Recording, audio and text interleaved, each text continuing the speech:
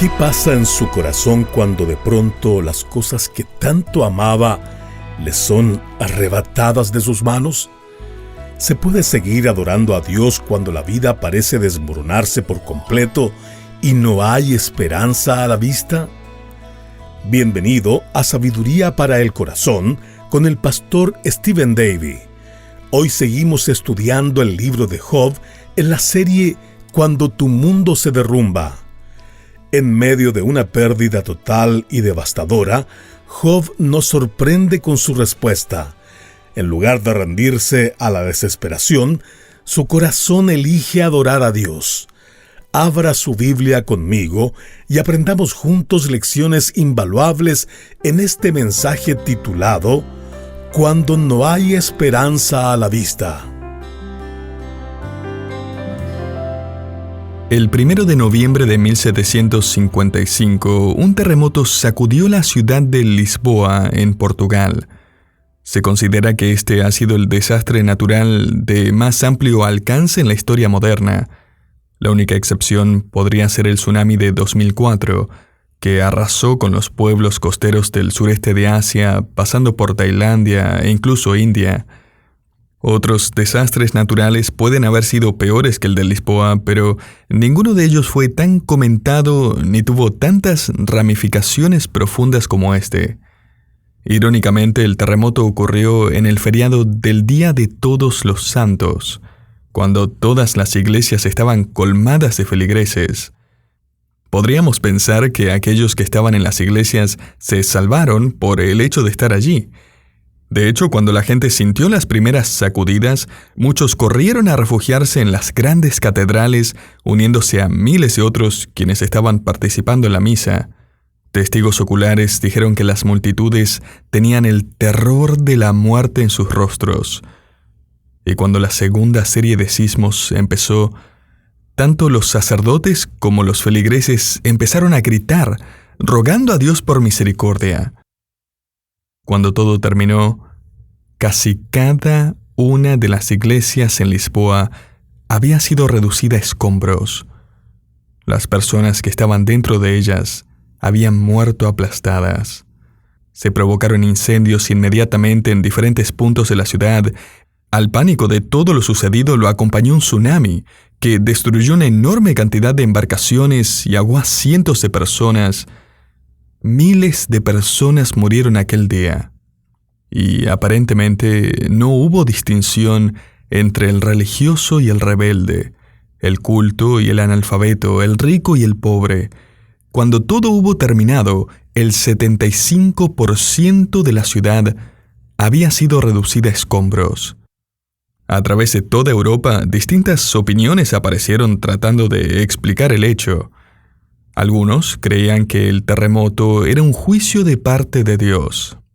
Otros decían que el terremoto era una señal de la misericordia de Dios, ya que Lisboa se merecía algo mucho peor. Muchos creían que Dios estaba tratando de alguna forma de comunicar que hay un mundo más allá del que vivimos, un mundo que podría darle significado a esta vida impredecible y caótica en la tierra. A partir de ese día se predicaron innumerables sermones acerca del terremoto.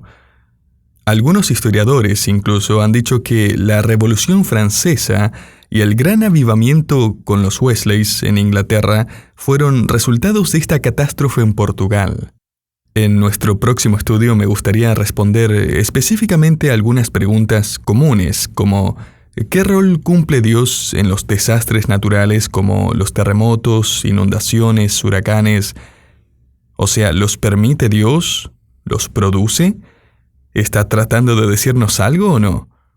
El día de hoy, sin embargo, quiero enfocarme en la vida de Job, mientras experimenta un terremoto de sufrimiento inesperado, una tormenta de dolor inexplicado y olas de calamidades imprevistas. Esas son las pruebas de fe más difíciles que un creyente puede encontrar. Y en ningún otro lugar esta realidad es tan clara como en el recuento del sufrimiento de Job. En nuestro último estudio de este libro ya hemos encontrado un par de verdades un tanto perturbadoras, a decir verdad. Una es que la fe de Job no lo separa del sufrimiento. De hecho, su fe inició el sufrimiento. Y en segundo lugar, que la fe de Job no lo va a aliviar de su agonía. Su fe la ha causado. No es de sorprender que aquellos que predican el evangelio de la prosperidad ignoran las implicaciones del libro de Job. Le prometen que si usted se comporta correctamente, si se preocupa por las cosas espirituales, si le da a Dios todo lo que puede y confía que Él se encargará del resto, Dios va a colocar un gran cartel de no molestar en la puerta que rodea su vida. Y usted puede esperar un caminar hacia el cielo en su mayoría tranquilo y sin problemas. Sin embargo, la conversación entre Dios y Satanás que escuchamos más temprano en Job empezó con Dios diciendo: ¿Has considerado a mi siervo Job? Él es justo y recto. Él me es reverente y se abstiene del pecado. Y Satanás respondió básicamente acusando a Dios de sobornar a Job. Le dijo en efecto: tú lo tienes a sueldo. Él se comporta y tú lo bendices. Obvio, Job es justo porque es rico. Ahora toma toda su riqueza y simplemente mira lo que le pasa a su fe. Esa es la cuestión más inquietante de este libro. Permítame ponerlo de esta forma. La vida piadosa de Job no lo va a proteger del dolor. Su fe lo colocó en esa situación. Ahora, el cristiano más optimista diría: sí, pero solo espera. Esa es una enorme nube de sufrimientos, sí lo sé, pero esta historia tiene un enorme lado positivo. Ya leí el último capítulo. No es tan malo. Eso me recuerda a Bill Walton, un comentarista deportivo y antigua estrella de la NBA, que una vez dijo: aprendí mucho tiempo atrás que una cirugía pequeña es cuando operan a otra persona. Quiero animarle, querido oyente, a no apresurarse al final del libro. De hecho, aunque usted sabe que los hijos de Job van a morir y que él va a tener más hijos después, solo recuerde que él nunca va a tener a sus hijos de regreso. Job va a experimentar este sufrimiento sin esperanza a la vista. No hay una pronta respuesta de parte de Dios. No hay explicación o razón desde lo alto. Las nubes simplemente llegarán y la tormenta se va a desatar en su vida. Leamos entonces Job capítulo 1, versículos 13 al 22, como si fuera la primera vez. Como si estuviéramos allí, escuchando a estos mensajeros traer las noticias y viendo la reacción de Job en vivo y en directo. Una devastación cuádruple está a punto de llegar a la vida de Job y poner su vida de cabeza. Vamos a Job capítulo 1, donde encontramos a varios mensajeros que vienen para traerle las malas noticias a Job. El primer mensajero aparece en Job 1, versículos 13 al 15, donde leemos: Un día aconteció que sus hijos e hijas comían y bebían vino en casa de su hermano el primogénito, y vino un mensajero a Job y le dijo: Estaban arando los bueyes y las asnas paciendo cerca de ellos, y acometieron los sabeos, y los tomaron y mataron a los criados a filo de espada. Solamente escapé yo para darte la noticia. Entonces bandidos del reino de Saba, al sur de Arabia, habían venido a robar y luego eliminar cualquier testigo que pudiera delatarlos. Este mensajero, jadeando, tratando de recuperar el aire, le dice a Job: soy el único que logró salir con vida.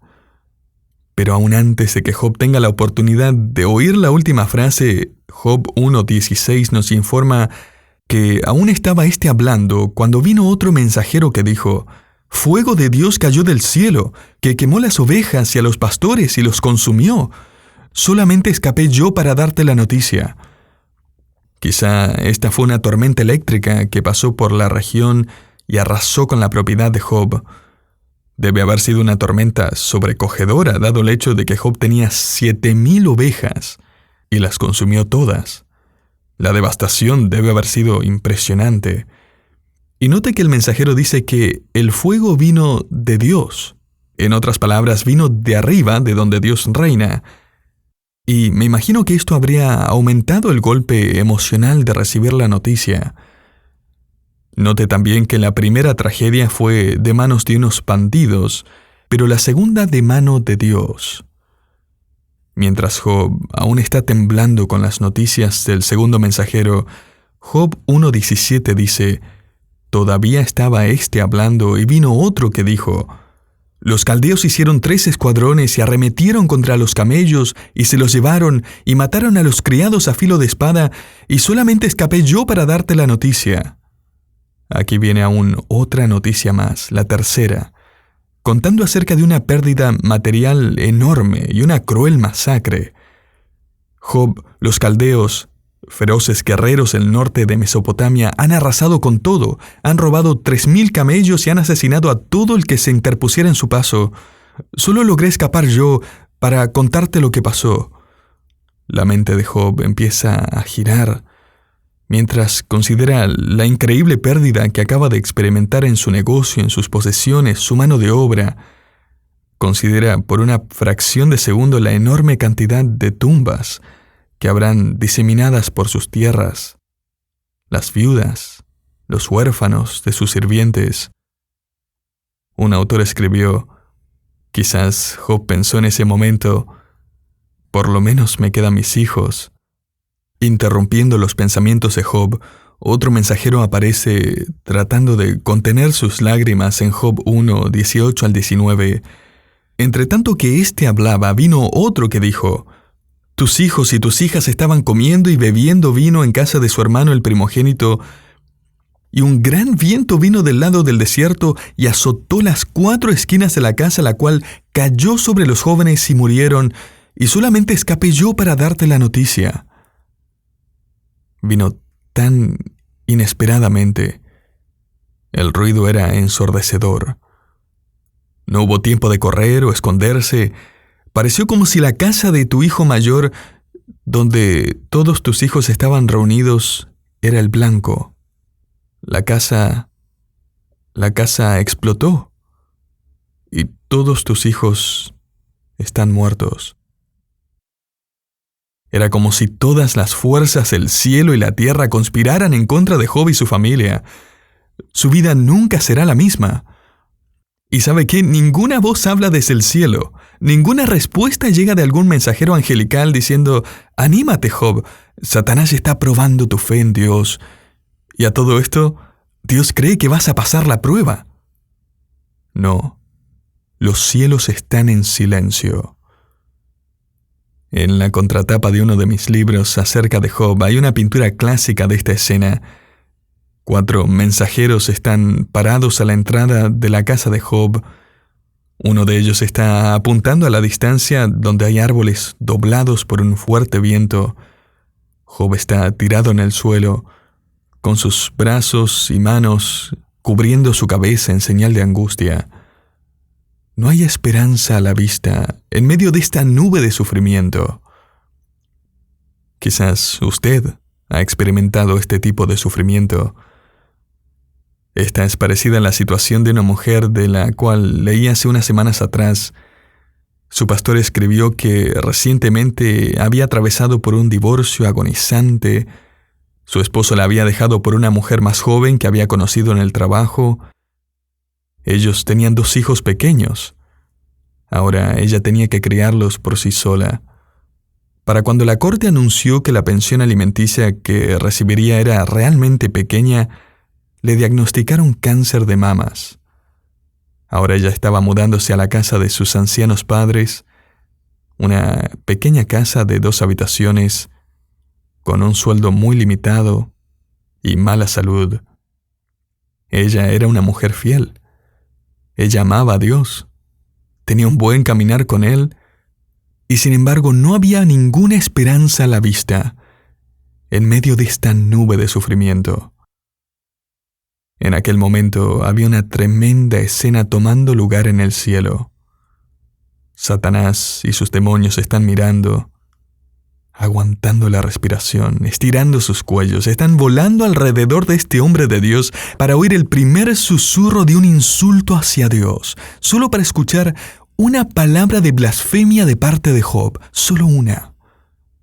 Están relamiéndose los labios en anticipación de las amargas blasfemias que seguramente saldrían de la boca de Job en contra de Dios, en contra de su silencioso Señor, en contra de su soberano despreocupado, ausente, infiel, inconstante, que le estaba fallando, que no lo estaba protegiendo ni premiando por su buen actuar.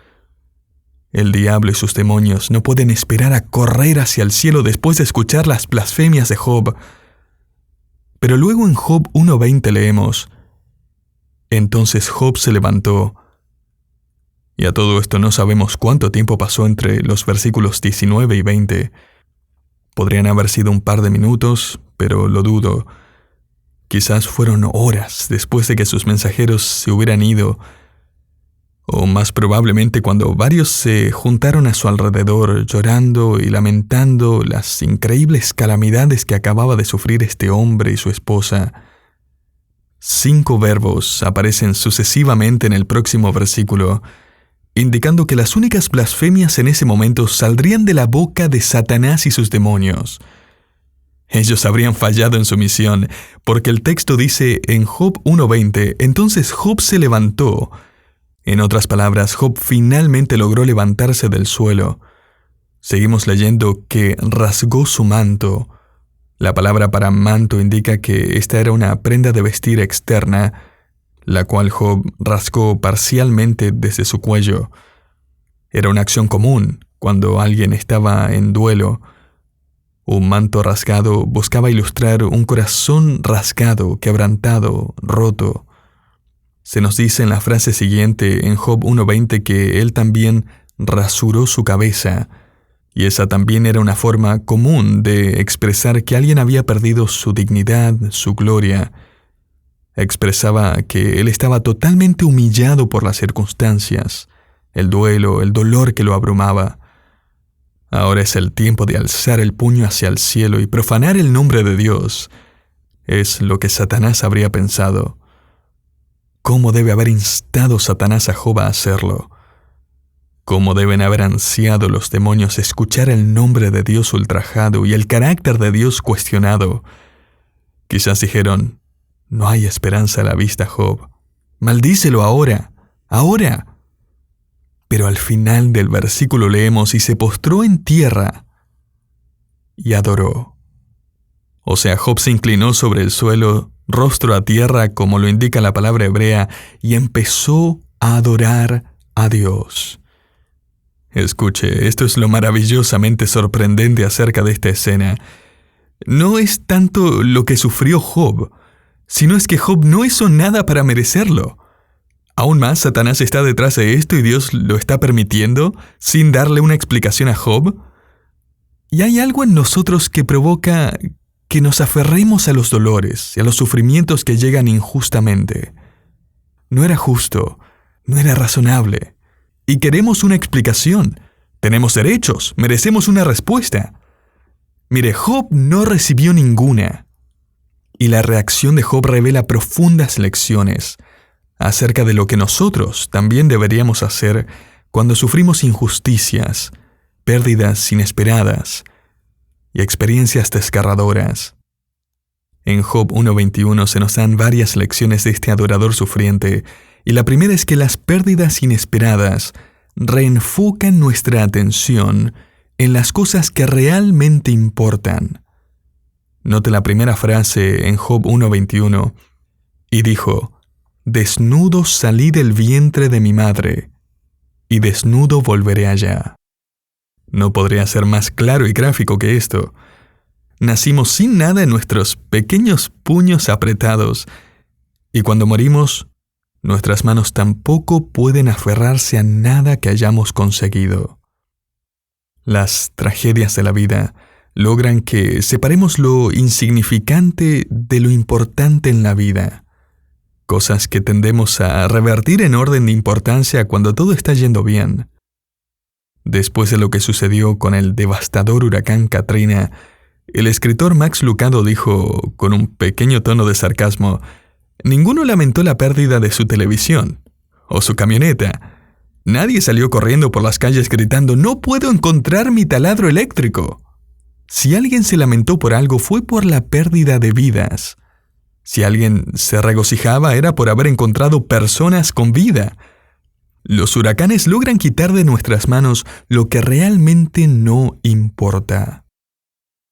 Si eso no fue lo suficientemente convincente, escuche este artículo que encontré hace un tiempo atrás. Según la Asociación de Almacenaje Personal, un grupo comercial encargado de monitorear ese tipo de cosas, Estados Unidos ahora posee 176 millones de metros cuadrados de bodegas de almacenamiento personal.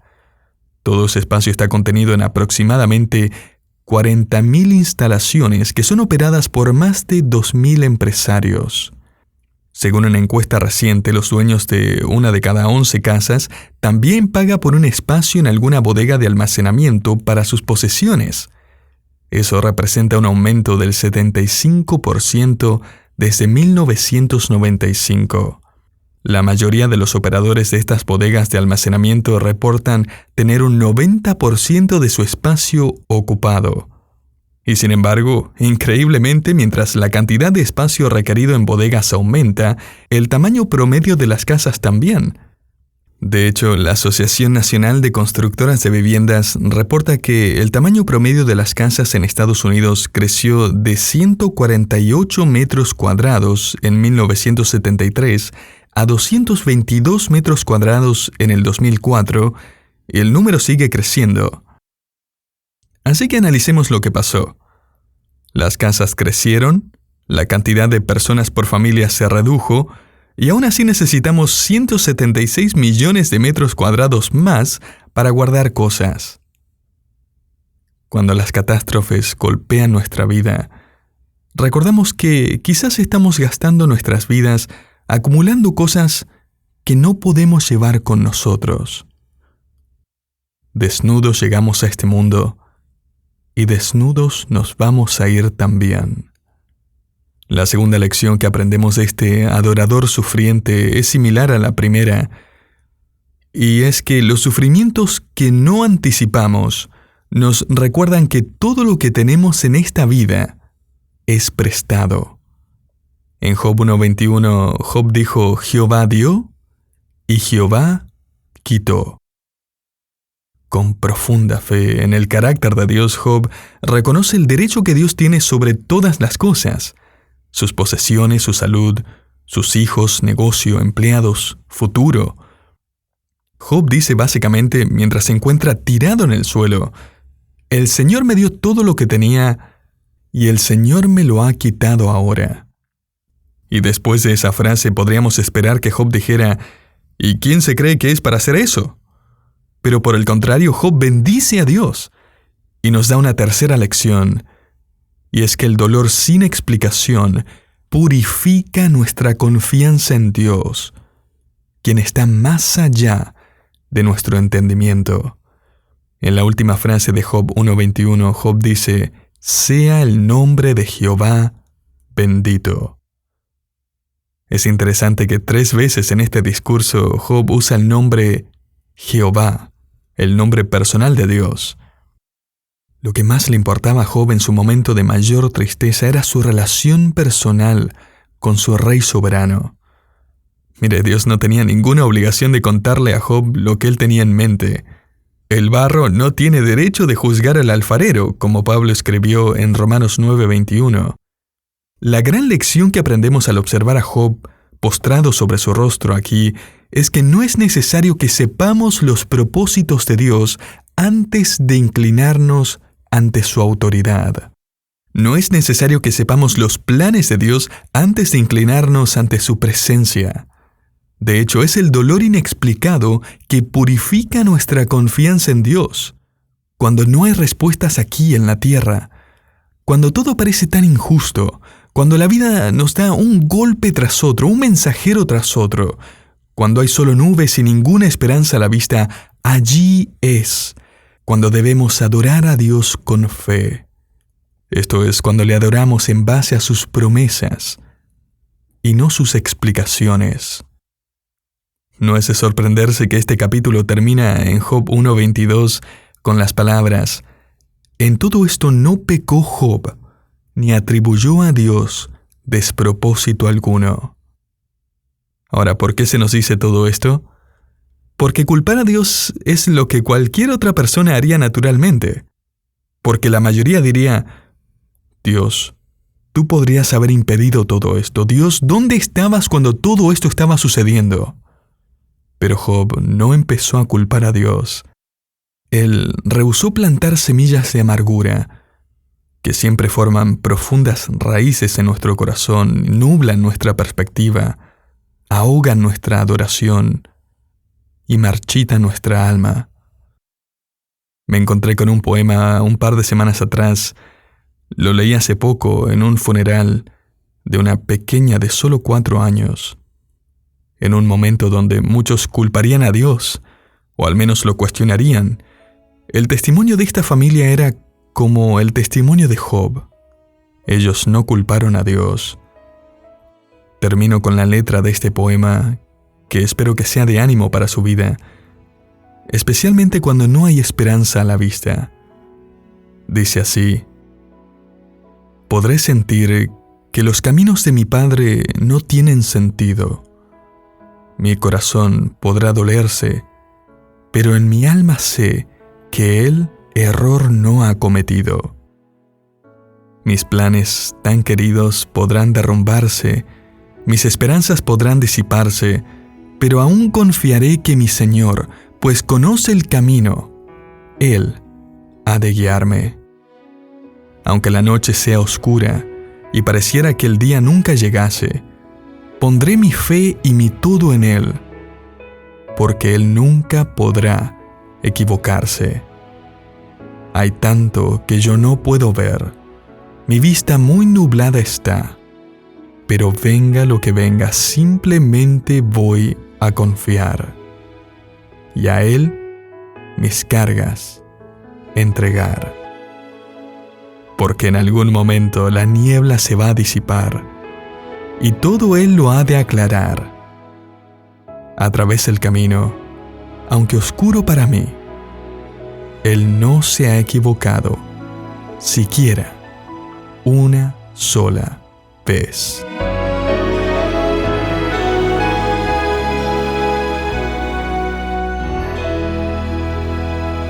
Gracias por acompañarnos en Sabiduría para el Corazón. Acabamos de escuchar el programa Cuando no hay esperanza a la vista, donde reflexionamos sobre la increíble respuesta de Job ante la pérdida total. Un acto de adoración en medio del dolor más profundo. Su ejemplo nos inspira a evaluar nuestra fe y nos recuerda que incluso en los momentos más oscuros podemos adorar a un Dios soberano. Si está pasando por un tiempo difícil y desea que oremos por usted, visite nuestra página web sabiduriaespanol.org/contacto para enviarnos sus peticiones de oración. Esperamos contar con su compañía en la próxima edición de Sabiduría para el Corazón.